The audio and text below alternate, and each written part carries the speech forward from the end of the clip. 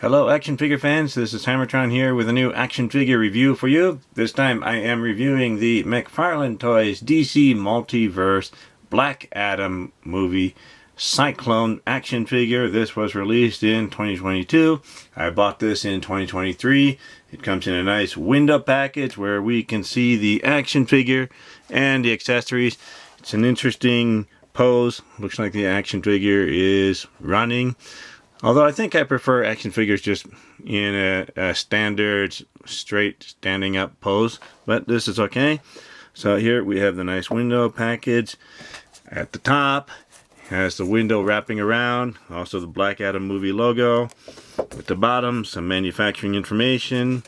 On this side, Cyclone name, Black Adam movie logo there. And here the name.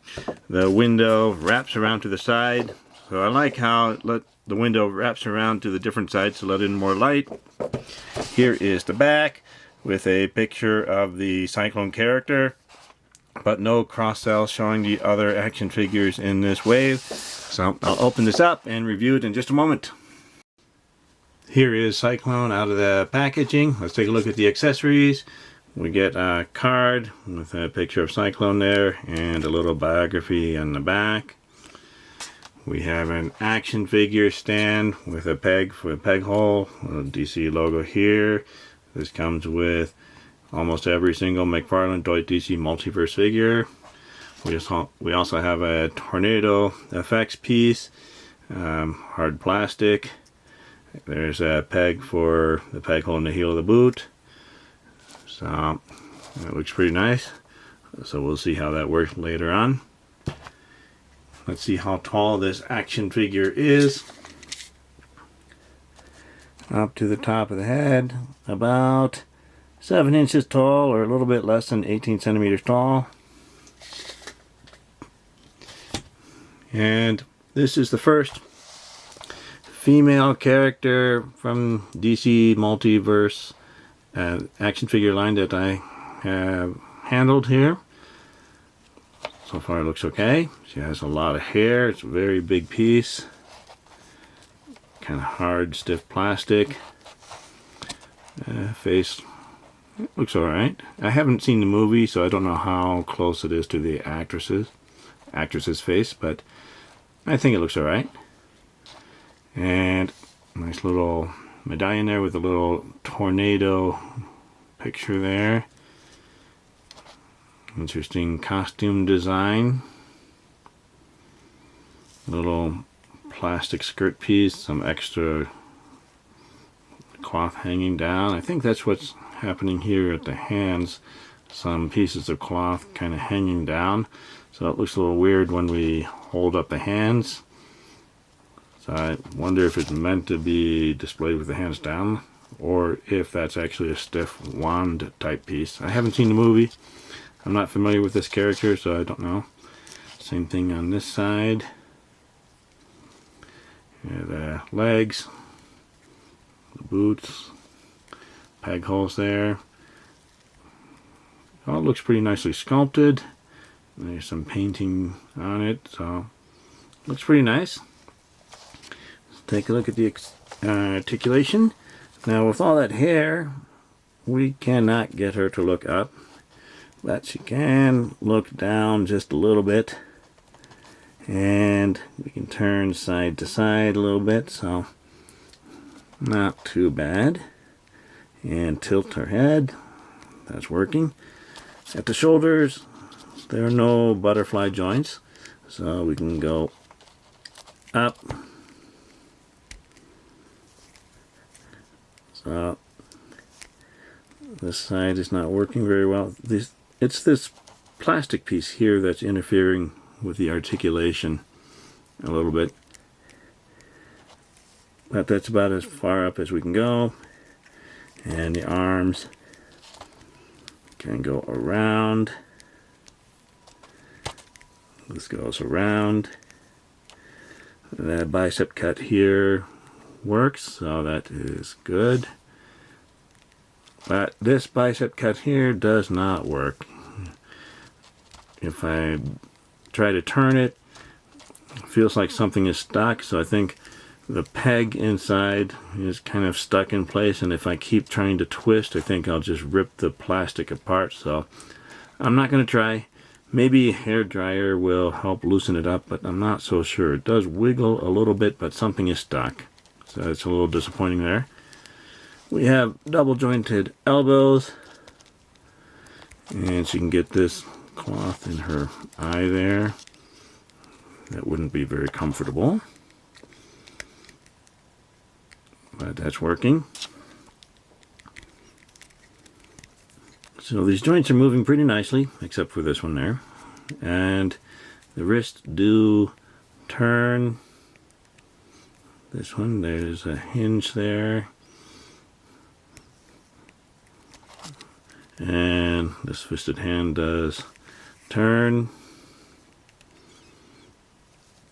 And there's a little bit of a hinge there. I don't think there is a diaphragm cut. If there is, it is blocked by this rubbery plastic piece here that makes up the body, so I can't get anything to really do anything. It might be wiggling a little bit, but it might as well not be there. At the hips, she can do some nice splits there. So we can see the joint construction there. So looks like it'll work. And let's straighten out the legs. There is some ratcheting in there. We can kick forward. That's pretty good there.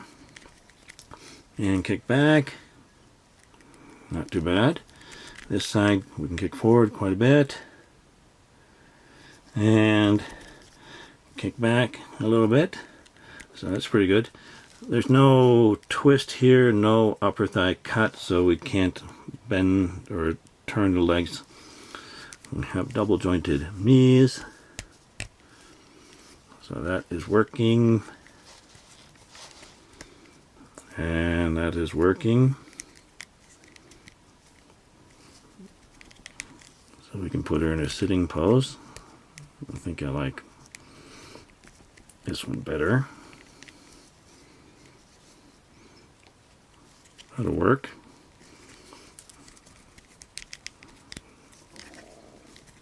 Let's see if we can straighten this out. There is no boot cut on this figure.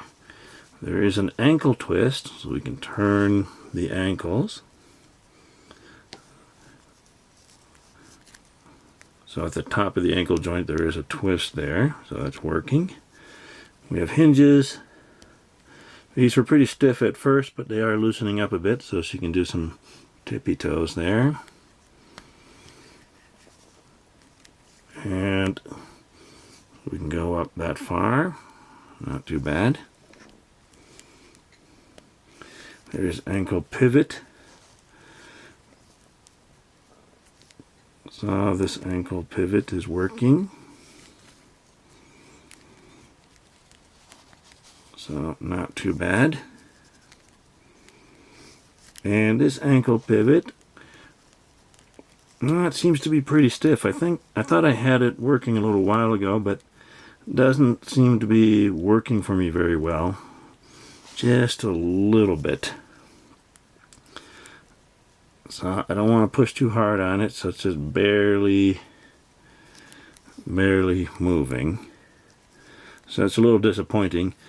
So it looks like a problem with the ankle pivot here, and a big problem with the bicep cut here, not working at all. Let's see how this tornado effects piece works. So where the peg is positioned, I think we're kind of limited as to where we can put this figure. Gonna have to get her positioned this way. And there we go. And it looks like, because the way this is designed, we have to have the legs pushed together unless we want to try a more dynamic pose that might work.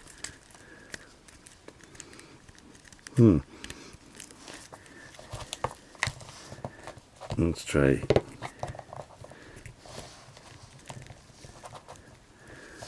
That might work. Yeah.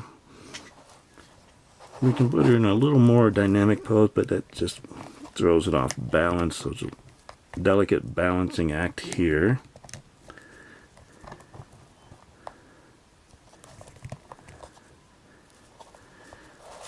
That might work. There we go.